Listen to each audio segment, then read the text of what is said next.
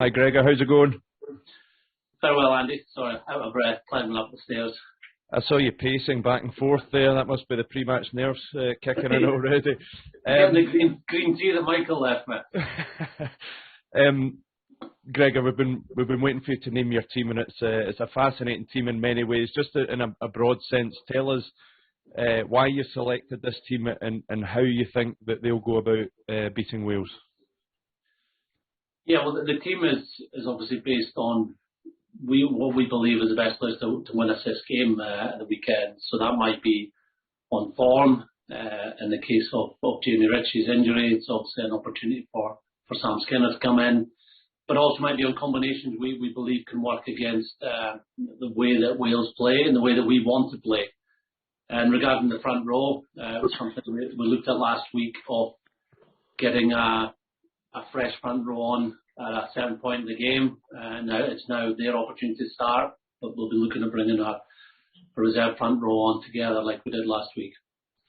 I'm sure the guys will get into the nuts and bolts of the key selections, but I just wanted to ask you, so many times, Gregor, the Principality Stadium's a funny place, and when Wales got on a roll, things can happen, and people are writing them off at the moment, which I'm sure you won't be, but Scotland have wilted under that pressure in that stadium on a number of occasions. The last visit in 2018 being a prime example, but do you feel like this team now, with the experiences like 2018, are now equipped to deal better with that? We should be. We've not been there for 4 years, so a lot has happened in those 4 years to this team. We've had experiences against some top sides, both home and away, and we've shown resilience in those games. We've not won them all, obviously, but I believe the test we had in Paris, the test we had in Twickenham, sets us up for what will be a great challenge this week with a full stadium and one of the best venues in the world. Thanks, Gregor. Thank you. As Andy said there, a lot of people watched Wales' performance in Dublin and kind of written them off for this championship. I assume you will expect a reaction from them this weekend. Yes, you're better in your second game normally in the Six Nations. The first game, things don't go smoothly for you. If you're going up against a top side like Ireland, who've got lots of momentum, and you're playing them away from home, then you may struggle to get into the game early on. But I felt the second quarter and parts of the second half they were equal to Ireland. They created chances. They showed that the defence can get turnovers. So yeah, we know that they'll be better for that game, and they're a top side with great players right throughout the 15. It's been some journey for Sione Tuipulotu since he came over here to establish himself at Glasgow and now become a test starter. Does he add a different dimension for you at 12? He does. He's a different player to Sam and Cam, the other guys that we've been in consideration for 12. He's a very creative player. We love that about him. We love his detail as well. He's very loud in attack and defence in the training field, but he can bring others into play.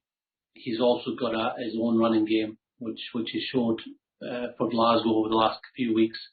So all those things are going to be important. Defence is probably going to be the number one when you come into our side and we come into our midfield. You have to defend very well. That's something he's been doing really well at training.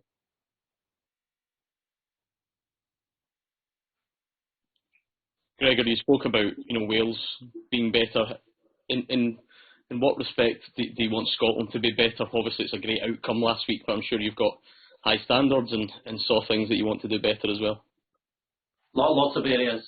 So we didn't get a set piece attack going at the weekend, mainly off line out in that first half. So just showing more accuracy there, getting into our phases to allow our best decision makers to play where the right area is to play, whether that's keeping ball in hand, which part of the defence to attack, or to put the ball behind the defence. So in the first half, we weren't able to generate those opportunities. We did in the second half, and that was great to see because the weather conditions were poor. From a set piece point of view, line-out did go well in terms of winning ball, but I think there's more we can do there around our maul, our defence, likewise with our scrum. I don't think we got the opportunities to scrum at the weekend. There was a lot of resets and shenanigans going on in that scrum. And I also feel that our defence can improve. We were happy with a few aspects of it, but we can go up another level this week. How beneficial is, learning from previous experiences in terms of getting a good result like last week is one thing, but then following it up is perhaps, even harder, or that becomes the next challenge? Yeah, I think getting on our game is great for this group. We don't come together very often, and the nature of the Six Nations is that you play 2 games and then you go back to your clubs and you play 1 game and back to your club. So to get 2 games in succession, we've been together now for 3 weeks. That's great for us. We want to put what we've been working on in training, what we showed at times against England, into a better performance this week.